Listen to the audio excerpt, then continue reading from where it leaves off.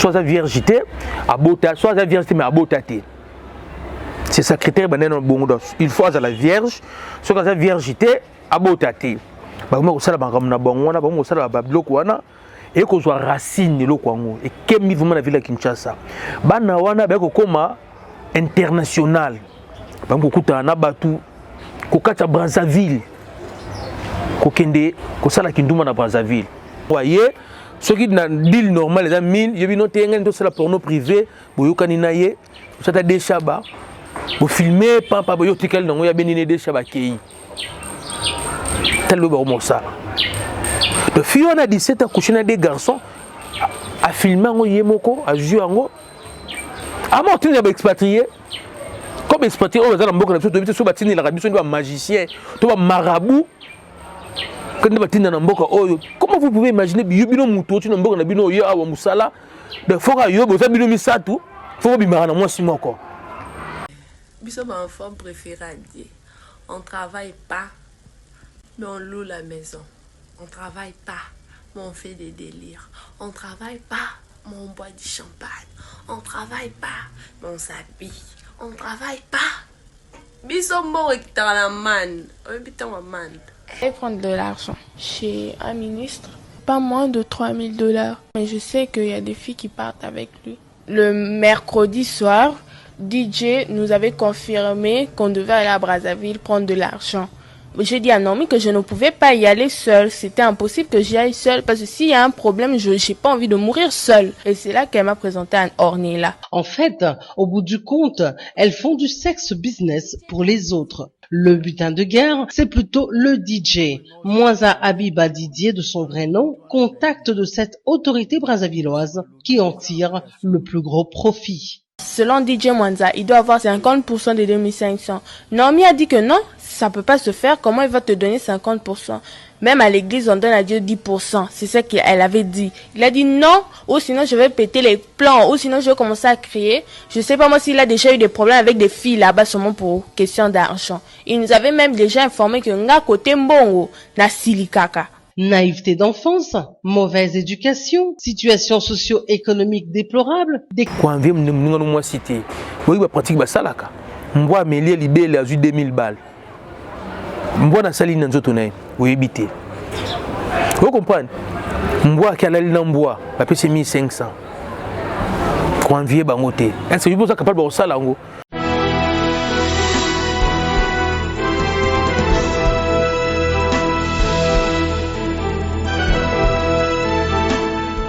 Bonjour Bana Congo Progrès International. Aujourd'hui nous sommes le dimanche, je suis ici à Kinshasa. Pratiquement dans la commune ya Gombe dans le studio Nabiso. Je suis venu auprès de vous les lotobetali solo moko et ça la scandale na ville à Kinshasa. Scandale na ville à Kinshasa même ngani na très déçu. Nous très déçu étant que humain, nous très déçu étant que parents, nous très déçu étant que moi na mobali. Vraiment il faut dénoncer ma kamazo les kana Kinshasa awa. Les lotobetali solo il y a des filles mineures. Oh bazo sala kindumba ba mo bazo bengango prostitution de luxe. Ngazo tona na lingala. Bana basi ya mike ya moins de 18 ans.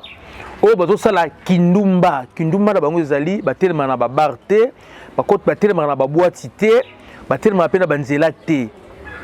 Bavanda akara bandaku, batanga ba classe, bana ba humanité la plupart. Nous sommes pas collés, comme na université. Mais âge na bango ndenge na lobaki précédemment, l'émission na sala qui enquête concernant l'enlèvement de filles. La ville de Kinshasa âge bana ko varier de 13 à 27 ans. Également ba fille bazomi benga ba dileuse, ba sala ba deal. Ba sala prostitution na ba zana ba âge bango varier de 13 ans à 27 ans au plus donc sur l'équipe 27 ils ont les 40 cités. Donc ils ont fait ça soni les Kambo et Lumbi solo na Kinshasa. Donc mes parents n'y ont surtout vous a concerné le Kambo pour l'éducation à Bana. La majorité basa Bana bleu blanc. Mais sous ba rose ba G1 G2 na ba université. Ba o ba âge avancé mais sous basa ja ba poto mais l'autre pesa na ba kombo na ba photo na bango. Ouais, donc mes parents n'y ont surtout besoin na moment oyo bo changer te bo zapete vraiment papa JP Kisoka ya maman Pirate Kindu et si ko zali aux parents du Kamozo pe ça passe na motema Maman Dada Kambashi ici que zali na entreprise na yo no star. Déception za makasi. Déception za makasi. Bana oyo on ne sait pas tout ça na bana o nini. Ça na bana o nini. Précédemment bo tout monde récemment bo monaki bana Saint-Georges à Bassi na ba uniforme ba celle ba vidéo ya porno. To décrire qui yango. Ministre de tutelle et PSP son excellence Tony Mwamba alobaki bazali exclu na système éducationnel comme éducationnel ya RDC. De ba ko tanga classe li sous té. N'est-ce pas étendre RDC. Bata ba droit de l'homme ba mataki okeno pour ba que non té baza bana punition leki makasi. Or bana wana maman papa bino basalaka Yves Kindu bo sepela lango té. Bana fo bazonga mana droit chemin ndenge lo bayemo Jino Kindu. Ba sala kindumba na degré moko même ba star ya porno aux États-Unis bazana ba biloko wana té. Ma no betela bino avant tout nanou.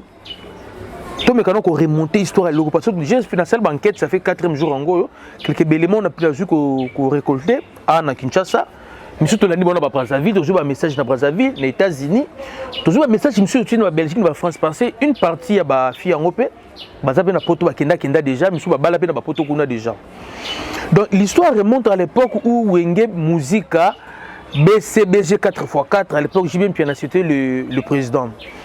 Wenge a une habitude de mettre en avant l'école de luxe ville à Kinshasa. Molière, à Keneton, Mawete, Lupio, lycée Chaumba. L'école de luxe on a gommé, c'est là bas succès vraiment vers na fait un reine à Mobutu.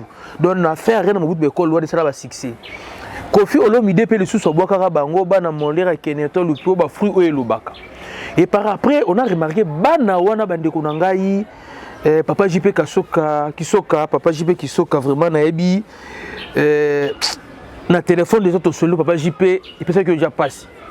Mais ce que tu as bête la mokil mo mabaka li solo au Papa JP Kisoka et maman Pierrette bana oyo tant qu'on fait boaki bango jiba boaki bango ba komaki na posa ba laksa na monde entier que non d'abord c'est na Kinshasa puis na ko mo maki bango nde ba danser déjà ba série wana na si bozo ko c'est rappelé que faire boaka kabana Molière Mawete Keneto ba fruit et lobaka. Alors ces enfants là ben élèves bazen a besoin de prouver dans le monde entier que bango nde ba fruit et lobaka na ville à Kinshasa. Ba comme ko sala kindumba. Donc babanda qui on a ndenga pété car ndenga mo ezanga mtu ezanga makolo. Comme on a besoin de matériel, on a besoin de luxe. Déjà à l'époque Mobutu ba yeba kité ba ko kutana na batu ba yaya mabe au mitu péta. Ba tchel yakala. On va nous faire ba tchel na ville parce que na ville on est celle qui no ba kilia ba muni no ba tchel mikolo talaka kaka moi ba protéine sous PDG lembi ba meki ba un peu trop ba moni un peu trop na circulation ba même kilia ba comment ko exiger ba moi ba tu sika moi produire sika pe na marché zala comme banana ba za ba mineur bana ndako moi ba la libande zate moi ba banda ba rosala ba ko kena ba boîte bizala na nuté à l'époque. Ba comme ko sala ba connexion ba tchel wana kala na ba DJ ya kala ba auto bengara na ba tout benga ba garçon de ville ba fille à ville ba comme ko recruter bana wana ya ba Molière ya ba Keneton ya ba lycée Chaumba bana ya ba Lupio ya ba Aurore ba comme ko recruter bana na mike ba 13 14 ba memara bango pa ba kilia so ba kiba ba kilia ba sali batana bango ba pesi bana na mbongo ba beni moi pourcentage ndenge zalaki après bana na to ba ngo pusana. Oui, les petits poissons deviennent grands, comme bango moko ba kembi, bango sala batan wana bango moko. Au fur et à mesure, les autres poussent na ba continuer l'université. To ba continuer l'université, ba continuer toujours le même système wana. Prostitution, délicts, ezaka kindumba. Ba tellement na ba boîte télé côté, ba bazala mona ba 12h ba côté le père mona bureau. Bon va na boye sur ba 19h à côté kaka na jeep boye, mutu to avant na Kinshasa ko ba loko yo. Ezali mona ba na kala. On voyait des papas de jeep et tout même ma fille mais ba kina baba raté ba suka na ba kwenda ba mulili da ba sila na kana ba na ba kwenda ba kati ba voiture ba comme ba université ba mo sala ba makam na ba ngwana ba pusani pa salike ba comme ko pusana tangu ba même client na lisusu o bandaka na ba tchel ya kaloto yebi ya vite ba kiti na bana wana ba comme ko exiger bango ba mineur misusu oyo net critère ezali il faut aza la vierge soit la viergité abota soit la viergité mais abota te. C'est ça critère banane bongo il faut aza la vierge soit la viergité abota te. Ba mo sala ba ngamna bango wana ba mo sala ba bloc wana et ko soit racine lo kwango et kemi vraiment la ville de Kinshasa. Bana wana ba ko koma international. Ba ko kuta na batu ko kata Brazzaville. Ko kende ko sala kinduma na Brazzaville. Ba ok na Brazzaville kuna boye ba sala ba kinduma na bango pa ba koma kuna na Brazza. Après ba zongi Kinshasa. Et là ko kembi bande ko nanga izo plus que zo pesa masco pasi. Na part Brazzaville ba comme ko kende ti Cameroun banango. Ba ko keti Cameroun. Wana biso to yeba na biso te. Après la rumeur est commise dans la ville de Kinshasa que ici à Kinshasa des mineurs traversent la Brazzaville, bah ok c'est la Kindumba. Donc bah ça lié en police des frontières na biso tout ça la frontière RDC bah là la gipongité bah télémaki.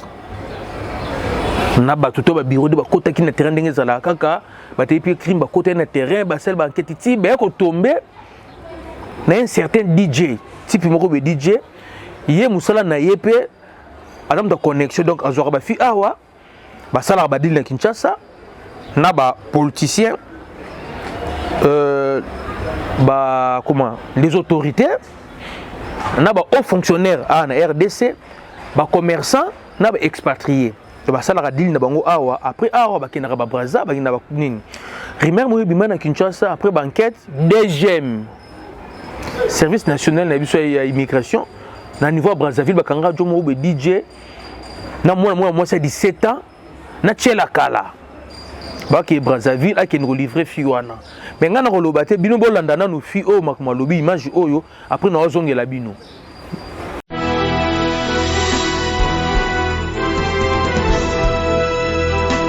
Andrea Ornella Malabandaya ont été récupérées au Bichongobila à Kinshasa alors qu'elles traversaient par un canon rapide affrété pour passer à la potence de ce monsieur, la soixantaine révolue, dont les mobiles ne sauraient être compris. Il se plaît rien qu'avec des petites filles, témoigne Naomi Okende Okonda, 22 ans, facilitatrice et recruteuse des mineurs.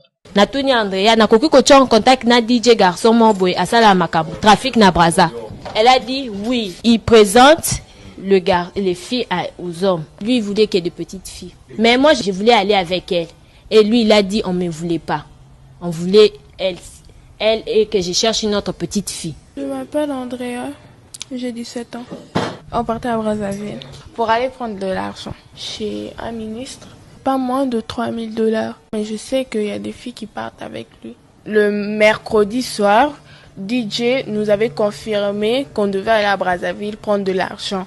J'ai dit à Naomi que je ne pouvais pas y aller seule. C'était impossible que j'y aille seule parce que s'il y a un problème, je n'ai pas envie de mourir seule. Et c'est là qu'elle m'a présenté à Ornella. En fait, au bout du compte, elles font du sexe business pour les autres. Le butin de guerre, c'est plutôt le DJ. Mwanza Abiba Didier, de son vrai nom, contact de cette autorité brazzavilloise qui en tire le plus gros profit. Selon DJ Mwanza, il doit avoir 50% des 2500.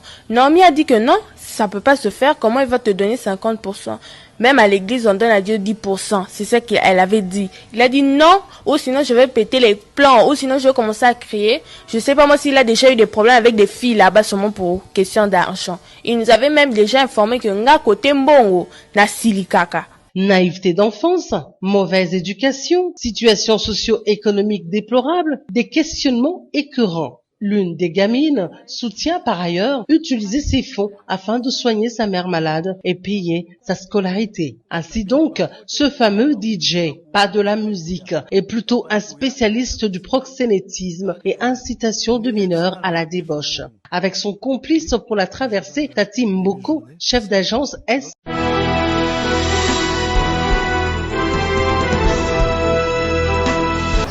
Qui la fille a le besoin d'Ajinini 17 ans. Wanezali la comment service na biso ya sécurité mbakanga bon na bichungobila. Tolongo wana ça évolué et si la kakati. Ça évolué mais to là to la muki na Kinshasa papa JP Kisoka vraiment ya passe. entre bango bakomi koswana bakomi kobwaka na bambasu moko abwakeli moninga mbasu na sexe mwana mwasi abwakeli moninga ni mwana mwasi na sexe moko abwakeli moninga maladi comment on appelle ça mama kwanza na elongi misusu babwakeli baninga bamaladi basida kindoki bakomi kobwakana nde esali ke moko parmi bango amipesa kombo molakisi national lelo aza na 30 ans ye esali epe pasi pardon fois tika babuzo ba o abengi pende bazala ba masolo na bango ba osala makambo na bango yende siko abimisi ba mama na ba révélation o dans bet le bino siko avec ba preuve à l'appui eza makambo ya ko constater avec ba preuve à l'appui o bozo mona o za conversation ya za ba kuma ba ve ya mama ya fi moko oyo ancienne dileuse ba mi benga na ba dileuse tala moko yo mu mama zoloba eza ba image tozui na Twitter na ye na compte na Twitter pe na Facebook na ye conversation na bango alobi ye abanda azalaka na âge ya 13 ans tant abandaka abandaki la prostitution de luxe elle avait 13 ans atangaka na lupio azalaka mwana lupio à l'époque na 13 ans d'asalaka dila liboso papa mama boza na bandaku boyokanga non bien Kelly Kindu ndo zana mwana na Belgique wana mwana no 13 ans mwasi aza vierge heureusement ko tuma bema ote pona ye mais mwana na ndimi ko kende ko sala deal bon en réalité Kindumba to akeba dévirger ye azongi ba paye $600 na âge à 13 ans lelo aza na 30 ans abo pesa komone mais abimsika comme moi lokuta soki comme molakisi national lelo aza na 30 ans abidi la liboso asalaka azalaka na 13 ans muta memare ke sala dilo azalaka na 16 ans anotanga na école mususu mais bayebanaka imagine de 13 ans à 30 ans sala 17 ans na cop wana ba oh zo mona ba conversation zo mona oyo zo défiler oyo zo mona mpandi na ba conversation zo mona oyo eza ba conversation ba témoignage na ye ndenga za koluba lokupa ndenga za koluba alobi selon ye na ba conversation na ye ndenge balobaka na tubela na za kosala alobi bango to bana sala makamwana ba ko contacter bango bazo mema bango pa ba politicien ba célébrité ya mboka oyo ba commerçant na ba expatrié ba expatrié ba tubaki ko kota na cop tangu musée montango musée a kufi Roma bato oyo ba MONUSCO na bato ba ONG oyo ba yaka belé na Kinshasa ba Sirion ba yaka bango nde ba na COP ba komaki ko exiger ba fille vierge to ba mineur ba botate ba komaki ko exiger bango na vraiment ndakota ki na COP akomo sala COP yena ba tutu ngo sala ba COP ba master na ye bazalaka normal na ba COP wala mais ba vandaka chez ba parents ba bimaka te le côté au fur et à mesure bazo poussana et sali ke ba comme ko futela ba palais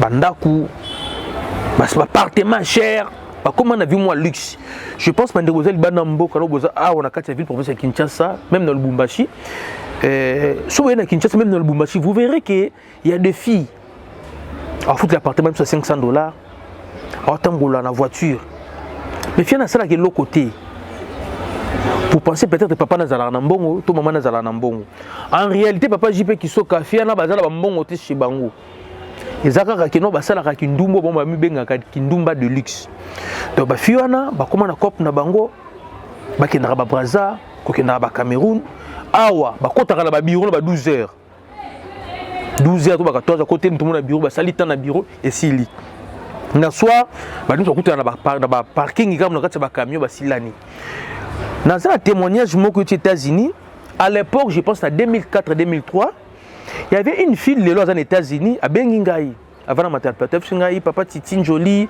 vraiment la narbanquette tout ça là likambo oyo n'a pas ce témoignage nangai abi vers les années 2000 à 2006 à novembre dans un bâtiment royal à boulevard avant na royal na bâtiment wana na komba ba fille oyo ba ezo tambola lo na net ba sala ki ba deal wana il a reconnaître deux filles avec des photos. Dès qu'on va reconnaître, on a des photos, on a des photos, on a des films, on a des films, on a des rencontres, on a des bilongi, on a des colipes, mais on a des yebi, que makamwana bana bane ko salango place on a Royal, il y avait Batounyus Bandeko Yawana. Ba musicien abi presque nyon surtout. Ba célébrité, ba konja ba soda, ya politique, ba homme d'affaires, Bandeko Yana abi et ayebi yango Isaiah solo. Ayebi on a témoignage ninga le bi Isaiah solo. Mais bota quand nous avons ba conversation kaka ndenge ezo bimawa, nous avons na ba conversation. Ba fiwana ba bebani, ton ba bebani. On a repé ça lelo témoignage. Abi ya tiki yango parce qu'il y a eu Mobali et à Kombe Sambela, Azal on a Belgique et ça n'est pas si fallait témoigner pour Nzamba Kangolaye. Après ce témoignage, qu'il y a tiki na eba makambwana. Abi si biso boye. Ba fiwana, viwana ezana insécurité makasi. Mais ba fiwana ba sala viwana ba zapi pambate. Ba kena pa banganga, pa ba magicien ba kanga pe nzoto. Yango zo mona ba fiana ba mona ba image récemment wana Kinshasa ba fiwana mwana mwasi azo coucher na mboa. On pensait qu'ils étaient na Hollywood. Eza wana Kinshasa. Mwana mwasi avait 19 ans a couché na mboa. Pour le respect ba maman pe ya bino ba téléspectateurs na ngama tinu image onezate. Tozana ba image wana. Tozana image mususu mwana mwasi a 18 ans. Ba bengi a osala deal aye ba coopérer mundele mundele pesi mbongo amelisa kaka chiyo na mbwa na ye mabele $1,500 par melisa kaka mbwa mabele oye bana 10 15 20 minutes esili o laver no lati bilamba na mwana nga bimia ke na ye na na image mususu fille moko bazana 22 ans kaka na Kinshasa ya kindaka munde so abengi ye apesi mbongo nende ba yokana mundele asala keloko te mbwa na kaka afibaki kaka sexe mbwa ya mundela na ofibe kaka sexe après apesi 2000 balles héritier pour maman to pamba les grands qui simbi to babati la bana ba mama o babota bana bakoli babali basel ba pratique wana te ba mama Yvette Poma ba papa Tricha motomètre vraiment faut pe ça Nzambe merci so quand nazo kosa na tile nono image obomona on a vu na TikTok amako na bangwana ya ba fi wana bino boyoka ba video ba vichaka ba video ba salaka comme ça na ozongela bino biso ba enfant préféré à Dieu. On travaille pas, mais on loue la maison. On travaille pas, mais on fait des délires. On travaille pas, mais on boit du champagne. On travaille pas, mais on s'habille. On travaille pas. Biso mo ekitala man, obita wa man.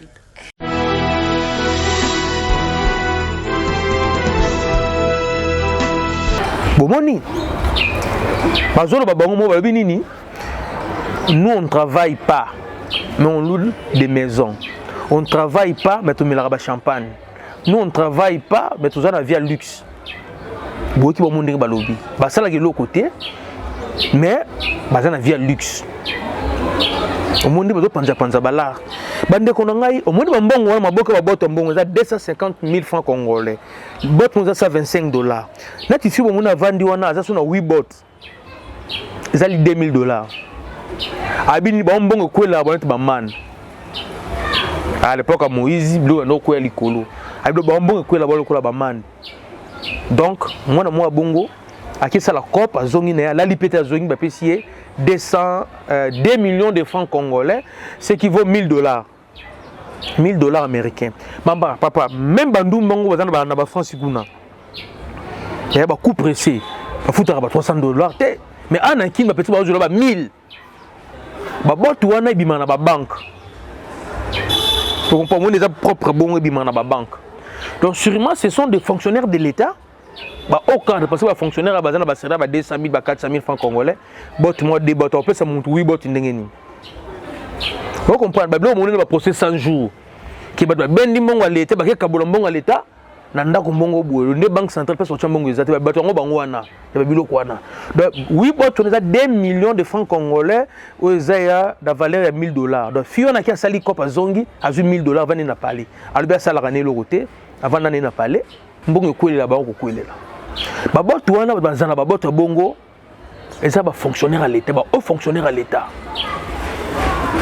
bon bazana balara bongo donc c'est ce qui confirme thèse ya liboso ki ba fi wana ba bimaka na ba haut fonctionnaire à l'état na ba député les sénateurs batu o mbongo ba mama ba tekela ba fufu ba bazo ba taxe ba mama bazo kufa ba matadi kibala ba bazo ba mbongo ba ticket to ba kansa mbongo ba ticket wana et na banque pas l'état ba récupérer ngo ba no pesa ba na bo ba mbongo wana wana mbongo bimi na banque eza mbongo na ngai congolais mbongo na yo mtola ndongo za congolais mbongo ya petit na nga cameraman eza ba mbongo na biso ba mbongo oyo na libanda mboka ba futa ba régie des eaux ba futa ba snel ba nyunga snel to libanda mboka mbongo ba teka ba minerais ya RDC ba mama bazo violer ba na est bazo bomba ba ndongo na biso na est likolo ba mbongo ozo mona wana et continue kesa l'état alors yo jomo posa ministre posa député to posa soldat général yo jomo ko boye pour ceux qui n'auront na bino za ceux qui nani na présidence bozo ba la oyo biso ya pasi o bazo bomba ba mama na est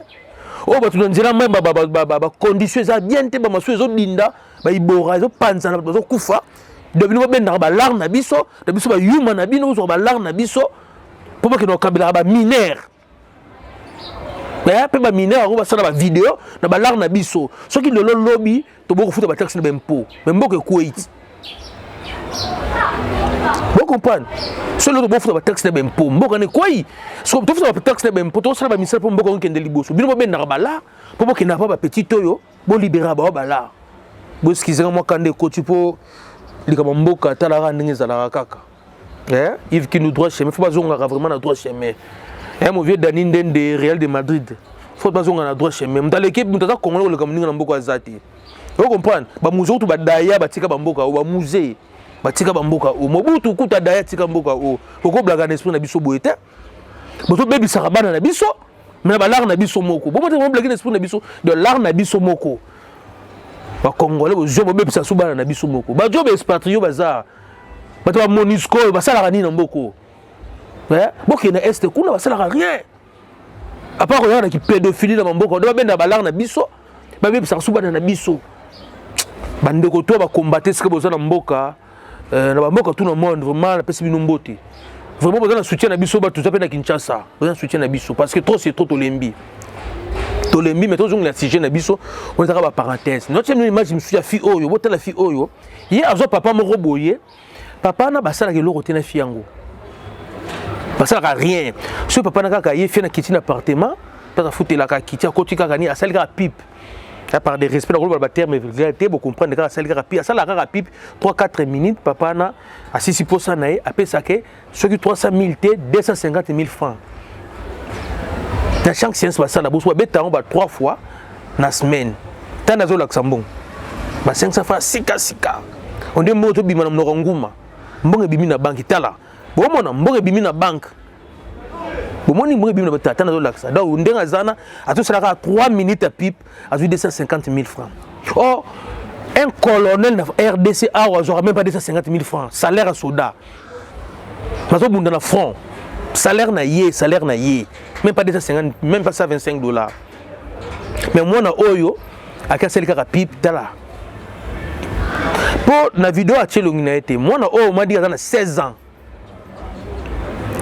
vous comprenez moi à 16 ans mais tala biloko ba décret bana o bazo sala ba âge ba 16 ans bomoni to vandi tangu moi na ya lupio o la 30 ans na Belgique à Beti Mulolo à lobby ba ninga na épée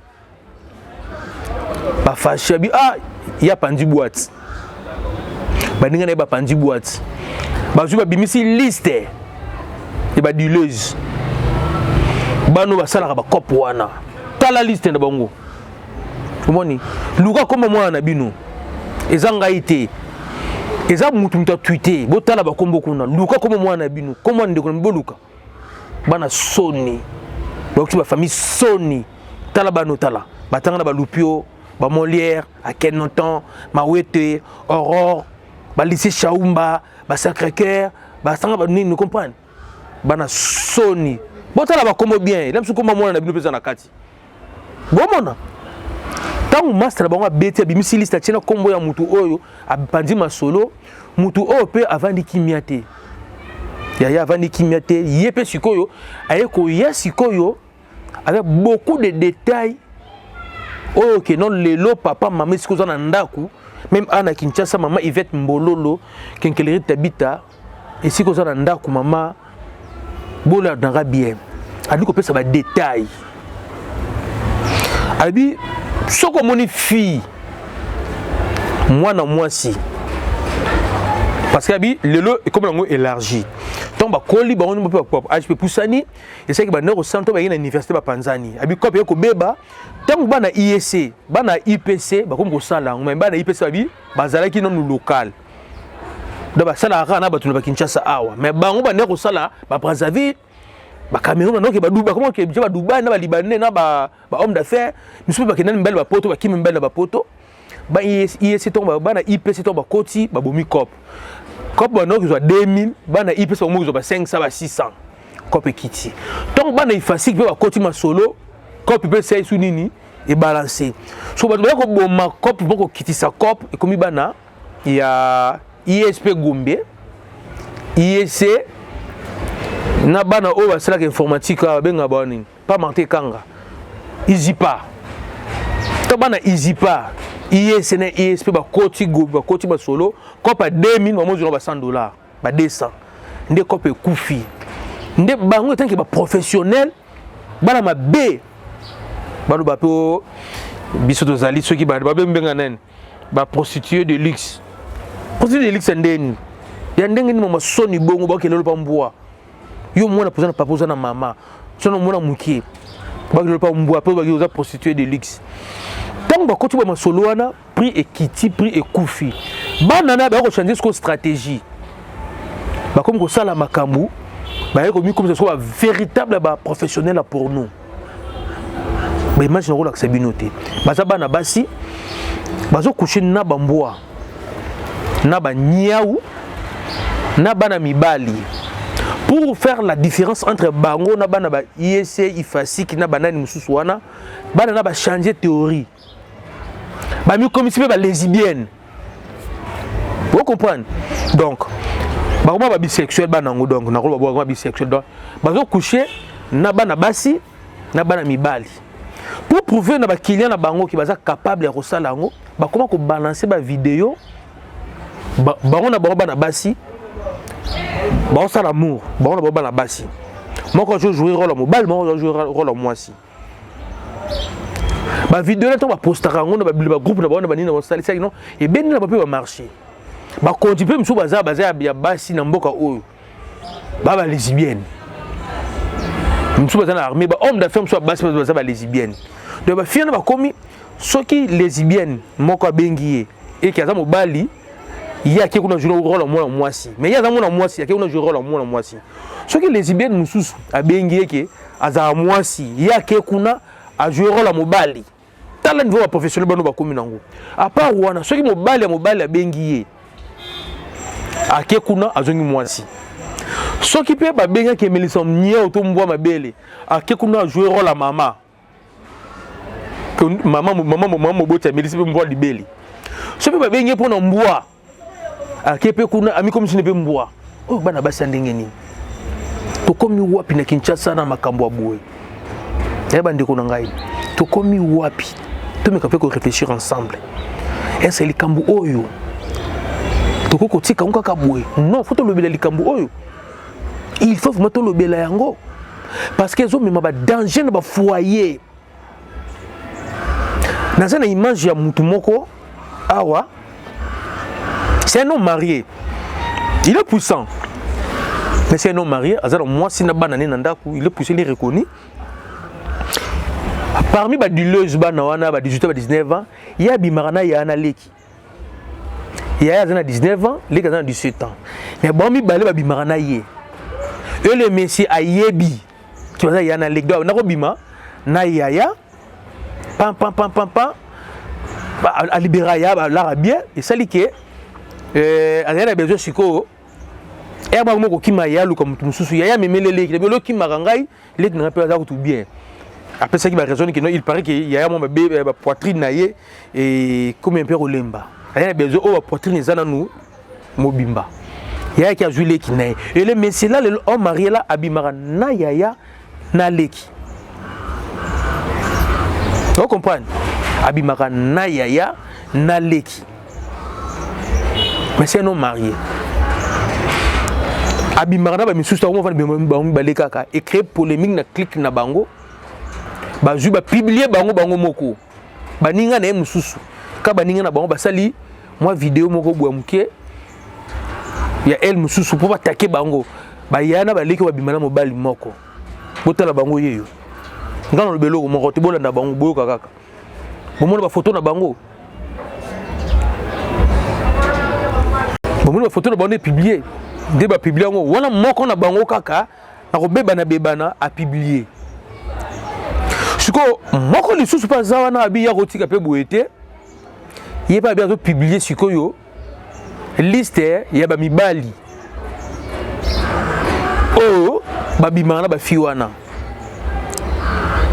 Parce que musika je pense car on a chaîne no Congo Progrès International tangu Peñel mu Peña ba step ne bimaki avec non a reporté film comme ce Gisèle a reporté plainte et ça yé mutayibaki vide téléphone na yé nga sala ke mission na lobi que non et lo ko wana c'est lo enquête na nga Peñel mu tabimisa Peñel yé moko ba yiba vidéo té ça ba jeune na yé pour preuve a porté plainte pour mutu moko té lelo un mois de geleki na habité nous dans les États-Unis boy sanga Peñel a porté une plainte au moins que nga na habité ce qui na habité bobenga ngai to bokomela ngai numéro na ngeza wana boy sanga combat muto Peñel a porté plainte pour vous dire que ba sex step au besoin mona oyo selon mon lakisi national auto solo na yo azo sala ba révélation lobby ça fait maintenant 2 ou 3 ans ba sex step tout au besoin ko mona na ville Kinshasa. Et ça va faire na bango abimisa rango. Abi même o ya héritier. Hein? Mutoto wa mama watanable mbala tembe bambota to siko zali kuna na Kisinjora na Turquie kitoko to zo pe ba nouvelle na yo courage vraiment musique amoko kende. Abi même secteur héritier, ezalango héritier té. Fiyo na mtabimisa ngo. Ezalango même pas héritier, abi fiyo na mtabimisa ngo. Ba message yango mumu na to komata. Ils ont même pas héritier, ils viennent Sango. Abi, ça fait maintenant 3 ou 4 ans, 6 steps pour eux, Bima, dans la ville de Congo. Ils ont fait un Sango. Pourquoi Bim Sarango? Ils ont mis Teka, Cop. Abi, 6 steps, naé. Toi, pour apprécier nous autres, naé. Pour nous lukaye. Tout ça, qu'enquête précédemment, fit trop, ça, 6 steps dans la ville de Kinshasa. Après 6 steps, la ville va changer. Dans le Bakango déjà. Comme la vie change, comme la position est bien. Donc on a compris que l'héritage est innocent. Donc nous avons passé la grâce à côté de la prison. Mais dans le cas de Bisso, tous la loi est protégée les mineurs. Tous les gens de tes alliés. Souvenez-vous à l'époque, maman Olive, avant ça, avocat, à sa structure naïe initiative plus dans le département juridique mais que mekata ko tala pour ba luka ko renforcer ba loi pour ba mineurs à protéger au niveau pays à parlement ba loi mais ali pour protéger ba mineurs ba na net ba oyo ba za ba mineurs mais sous sujet ba sous ba mineurs mais ngana do défendre ba za non ba mineurs ba zo sala yango parce que on so bonne ba photo ba za ba mineurs té ah na mboka oyo eza autorisé de coucher to kocha mineur litoi non seulement ko coucher mais kocha mineur litoi. Souvenez-vous de la dire soba kotara boloko pona nini et soba kotara boloko parce que comment violer mon abatou on pas que vérifier a violer te ba le voir la bonne petite ango aller ba trafiquer ba document ba bimsi mon ango moins de 18 ans d'abimi mineur comme des autres bimara na moi nango et que moi nango na ba document bimi mineur et commis infraction commis comment détournement de mineurs et celui qui pour le détournement de mineurs le bana oyo a principe il va ça là ezali mibel ba bimana bango so ba zui bango par l'état pour détournement de mineurs et non viol parce que bon va ça la couple viola bango ba kenda bango moko c'est détournement de mineurs mais on a tout le monde ndeko nanga est-ce que bana oyo Oh bon ça makambo afuta eza ba parler bana ba ndako danser ba car bon détourner ndengeni parce que moi lingi via lix yo ke détourner ndeni vous comprenez parce que nous appelle que non mukili zaka mukili oh mususu wana za na poto apesi masolo na ya lobeli esali pasi alobi baduleuse bafi basala ba biloko wana pona komona bango pona koyeba bango apesi biso ba indice bafi babeta ya tatouage ana libé la gauche wa komi comme na gauche libé la gauche bafi wana basala kopo wana apesi indice misusu bafi bazana betoile a na sima awa sima litoi basala kopo wana ba preuve ngo zomona ba ozomona ba écrit o za ndenge ya zoloba apesi indice misusu bafi omona so avandi ana sima kingo moto to tshibimaka ndambo basala kopo wana bafi bazana tatouage a na sima loketo ana loketo ndenga sima basala kopo wana bafi oyo moni bazana na ba tatouage na cuisse basala kopo wana bafi oyo ba persaka lilemu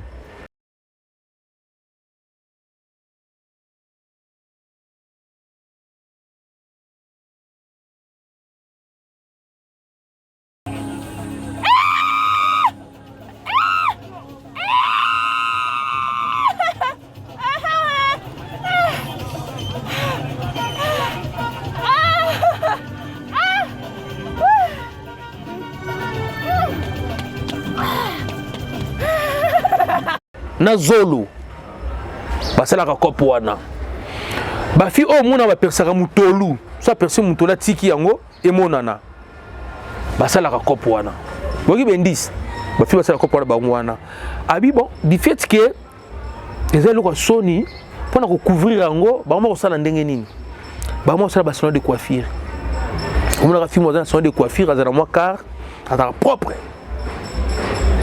ke bala bafi wana à part ba fille na son de coiffure abi ezana ba fille mususu o bazalaka ba sacrément terrasse moko boue ke bana ba fille wana OK bendis ba ya pesi biso yango wana mais bango moko bavandi ba bebani lisusu ya grave avant matana plateau wa ba tinenga vidéo moko boue une fille à 17 ans yemoko na chambre a vu des garçons. Moi, je suis dans la ville de Kinshasa, les garçons sont dans la ville, dans la boîte, prêtre, surtout les DJ. Les DJ, les garçons de ville, branchés. A vu des garçons branchés, a bien dans la chambre, a bien salé amour, mais pas filmé en haut. Taba no comme on a Kinisikoyo, petit bobo dans la car, soit côté dans la boîte. Il y a 4-5 bouteilles de champagne. Petit moi propre, soit que vous êtes normal, vous avez besoin de été. Soit petit on a bien bino yemoko. Maintenant bayat. Ba sali cop na bon petit wana. Nazana, on a une vidéo en ezati. Ba si ko sala yango, petit BNP vidéo a tcha. Bazo bengango de films porno privés. Bandeko nanga botana niveau mboka na biso komi de bana na biso amiki bomonaka oyo basalaka ba film porno privé. Donc ça veut dire quoi? Aye pa na yo osali rapport na ye bo filmer yango pesi mbonga ke na ye ou article na téléphone na yo. Vous comprenez? Article na téléphone apesio article na téléphone ya ke na ye. O tchon en place publique ité ndebo yoka na ye o teka ngo tout place publique ité. Ba mona bango sala ngo aye. Ce qui est dans deal normal, les amis, il y a une autre la porno privé, vous avez naye, vous avez des chabas, vous filmez, papa, vous avez des chabas qui tel le baron ça. Le fille on a 17 ans, couché des garçons, à filmer en yemoko, à jouer en haut. À moi, tu es expatrié.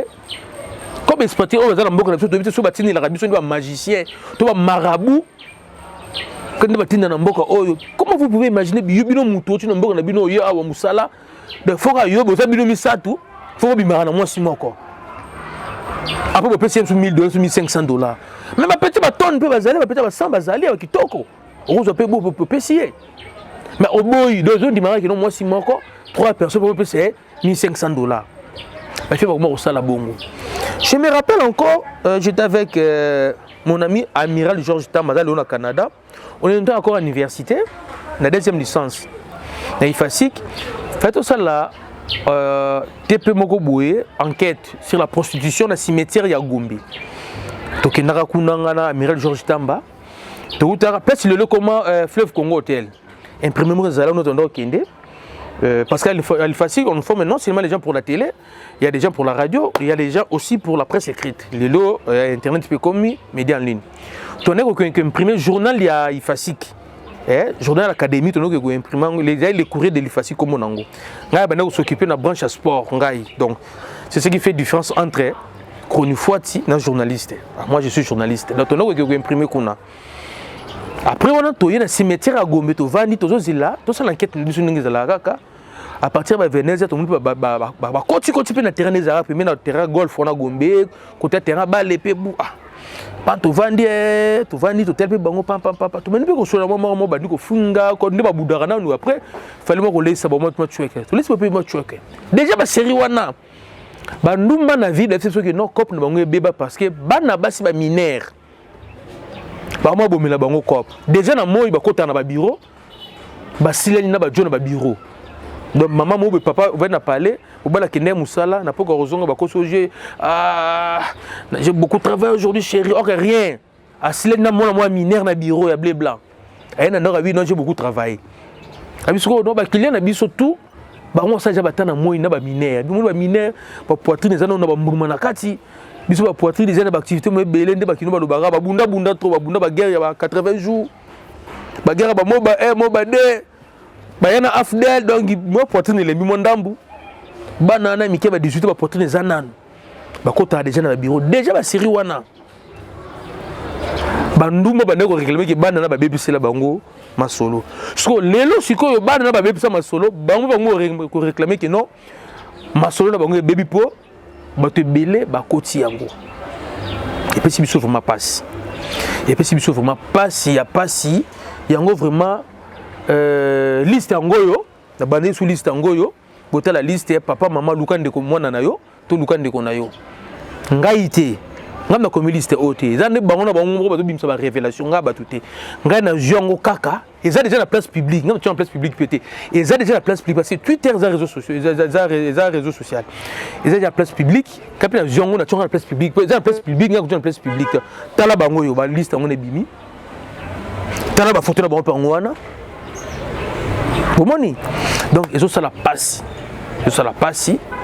passe na mutema donc bomonaki ya bana ya Saint-Georges Golobaki mais bobo sana kité donc toni moi ba ministre de tutelle a sanctionné banana baloba loba trop bobo sana ki avant wana bana révérend Kimba mineur encore a sanksi mbongo baki ba louer les appartements nam to louer ça ba appartement ngo mibali ba mineur basi ba mineur baki ko mikanga na appartement ba sala ba bona ba filmer.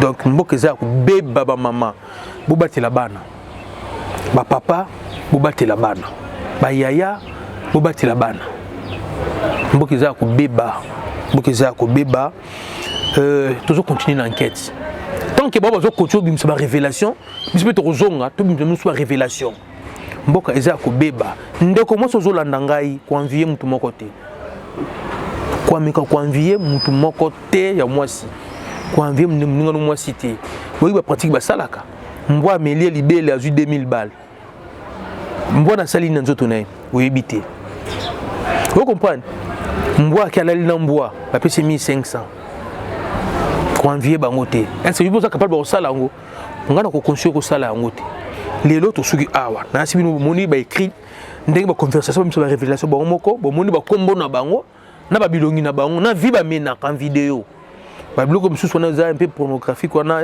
par rapport à respect à femme d'autant ba femme ça veut dire na mineur na jeune fille na maman na coco par rapport au respect na femme ko balancer on la place publicité et en plus ça tout sur Facebook comme Twitter comme YouTube à censurer biso donc image les canaux pété donc ça sert à rien mais tu si bino les kamwana et ça la mabe et ça la mabe et ça la vraiment mabe ça li pas si les autres ceux qui non awa to continuer banquette sous to continuer banquette total ndenge ezali ko koba pour zo fingana bon fingana ba promettre biso ba pesa biso liste mibale basala yango donc tout ceux qui on appelle merci na batun supposons taper continuer soutenir biso vraiment merci na bino bolemba biso te mutu nanga alino Capordiano na Canada alino Mokonzi na Schengen kitoko trop bosali bino te bobekama ko soutenir biso ande bozo continuer soutenir biso et ça la biso bien. C'est la biso bien.